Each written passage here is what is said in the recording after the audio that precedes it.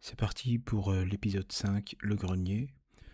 Alors ici j'ai démoli le petit couloir qui menait vers le grenier. C'était pour agrandir l'espace et donc j'ai eu un gain de 5 mètres carrés supplémentaires sur la surface existante déjà. Alors ici c'est le gros œuvre, c'est la partie la plus pénible, c'est de casser le mur et de ramasser les gravats et de tout redescendre 2 étages plus bas. Tout comme pour le rez-de-chaussée et le premier étage, j'ai retiré toutes les cheminées.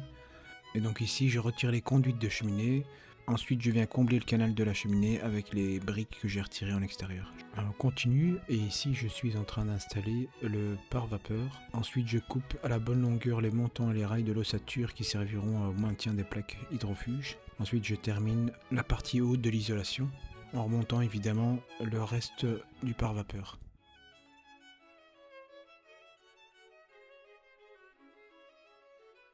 J'utilise évidemment mon monte-plaque, ce qui m'a énormément aidé. C'était juste impossible de monter à 3 mètres de haut avec une plaque sur le dos ou sous le bras. C'est parti, j'attaque l'autre flanc de la toiture. C'est exactement le même processus. Découpe des longueurs des rails de métal et des montants.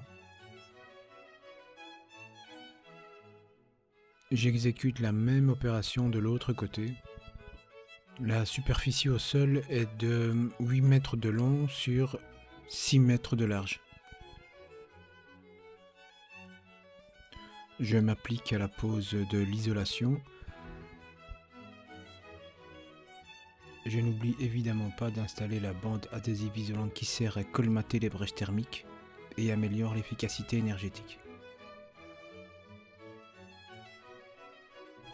La superficie de la toiture est de plus ou moins 70 mètres carrés.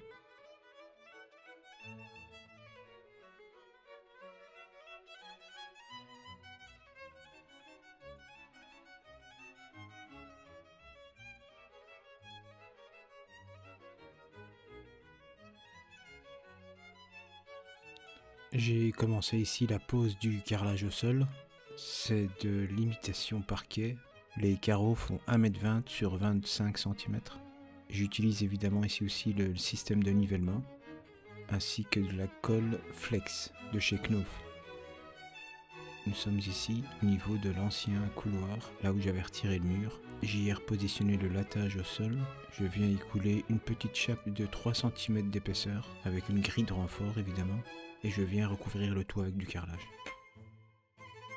Je continue sur la dernière lancée avec le carrelage. Il reste un tiers de la superficie.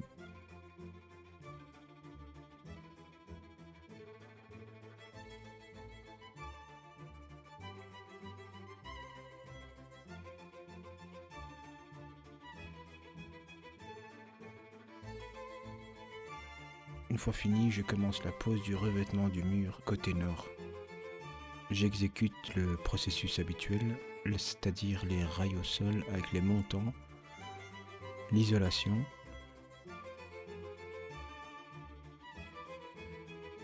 le pare-vapeur et les plaques hydrofuges sur toute la longueur du mur.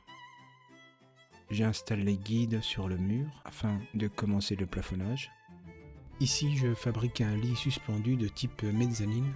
L'idée, c'était de libérer un maximum d'espace au sol tout en créant une structure robuste et sécurisée. Pour cela, j'ai conçu une structure solide parfaitement ancrée au mur, capable de supporter le poids de 2 personnes. Ici, je vais créer plusieurs étagères de type niche intégrées dans les murs. Ces niches permettront d'exploiter les espaces souvent perdus et d'ajouter des zones de rangement ou de décoration. Elles seront conçues de manière à s'intégrer naturellement dans l'architecture de la pièce, tout en restant pratiques. Ici, je suis en train de réaliser le jointement entre les carreaux, une étape essentielle pour assurer l'étanchéité et la longévité du sol.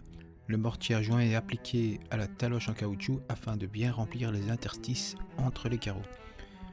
Ensuite, l'excédent est retiré avant le nettoyage final pour obtenir un rendu propre et uniforme. Ici, je vais procéder à la préparation complète des murs en commençant par l'application de l'enduit lissage. Ça inclut ensuite le ponçage des surfaces existantes afin d'obtenir une base propre et uniforme avant la peinture. Une fois les murs correctement préparés, je vais appliquer une première couche de peinture pour rafraîchir l'ensemble de la pièce et lui donner un aspect propre et lumineux. Je commence ici un autre élément central du projet d'aménagement du grenier. C'est la réalisation de 2 grands bureaux XXL, chacun mesurant environ 4 mètres de long. Tout comme pour l'autre côté de la pièce, je vais ici aussi procéder à la préparation complète des murs, en commençant par l'application de l'enduit de lissage. Ça inclut le ponçage des surfaces existantes afin d'obtenir une base propre et uniforme. Je prépare ici ce côté du mur afin d'y installer les prises de courant ainsi que l'interrupteur et les supports de fixation du bureau. Ces supports vont de part et d'autre des murs afin de créer un bureau suspendu. Et un dernier coup d'enduit de lissage. Je vais réaliser ici ensuite une armoire sur mesure, construite à l'aide d'une structure en métal recouverte de plaques de plâtre hydrofuge. Cette technique permet de créer un meuble parfaitement intégré à la pièce avec des dimensions adaptées à l'espace disponible. Cette technique permet de créer un meuble parfaitement intégré à la pièce avec des dimensions adaptées à l'espace disponible.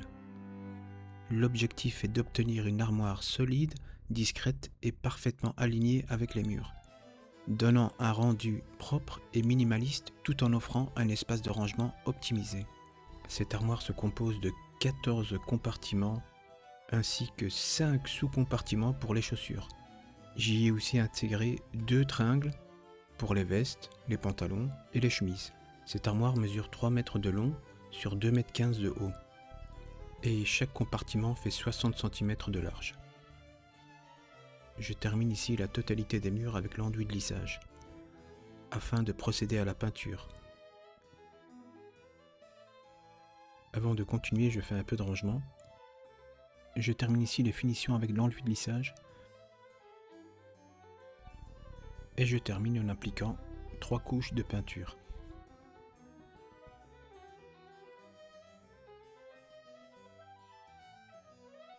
Ensuite, j'installe les bâches de protection afin de procéder à la peinture des murs. J'utilise évidemment mon pistolet à peinture et j'exécute 3 couches en croisée, horizontalement et verticalement. Je vais aussi installer pour l'armoire des portes coulissantes. C'est un kit complet comprenant les rails et les portes. J'attaque ici le deuxième bureau, il est pareil que l'autre, il mesure 4 mètres de long et est posé sur des sabots contre le mur. Avant de continuer le bureau, je vais peindre toute cette surface du mur. Je pose les poutres de support, ensuite les planches. Je continue sur le premier bureau en vue de l'assemblage des planches. Je délimite le périmètre avec une bâche afin de peindre. J'utilise ici une couleur cassis pastel.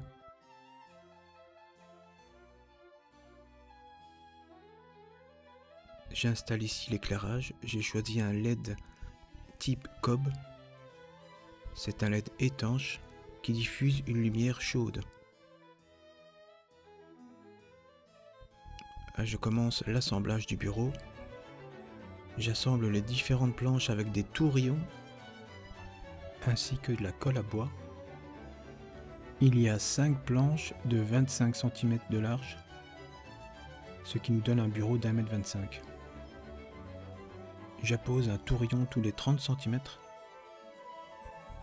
Je joins toutes les planches à l'aide de sangles de serrage. Je viendrai ensuite fixer par en dessous des profils en acier pour éviter la dilatation des planches. Je passe ici à l'étape du rabotage et du ponçage. J'utilise évidemment du gros grain pour commencer et je termine avec du grain 400. Je fixe des équerres pour la stabilité avant du bureau.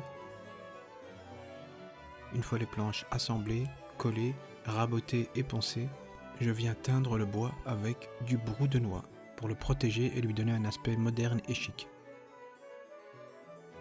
Je fais 3 passages avec le brou de noix afin d'atteindre la teinte que je souhaite. Et pour finir, je viens couler la résine époxy. Mais avant ça, il faut préparer la surface afin que la résine ne coule pas et ne déborde pas. Je fais exactement la même chose de l'autre côté, avec le second bureau, c'est-à-dire un assemblage avec des tourillons, colle à bois, ponçage. Ici, pareil que le premier bureau, c'est l'étape du ponçage, application du brou de noix en 3 passages, et fixation définitive à l'aide de profils en acier. Une fois la résine époxy bien sèche, je fais un premier ponçage au grain 120 et je monte au fur et à mesure jusqu'au grain 5000. Et au final, une dernière couche de lustrant pour lui donner cet aspect translucide et brillant.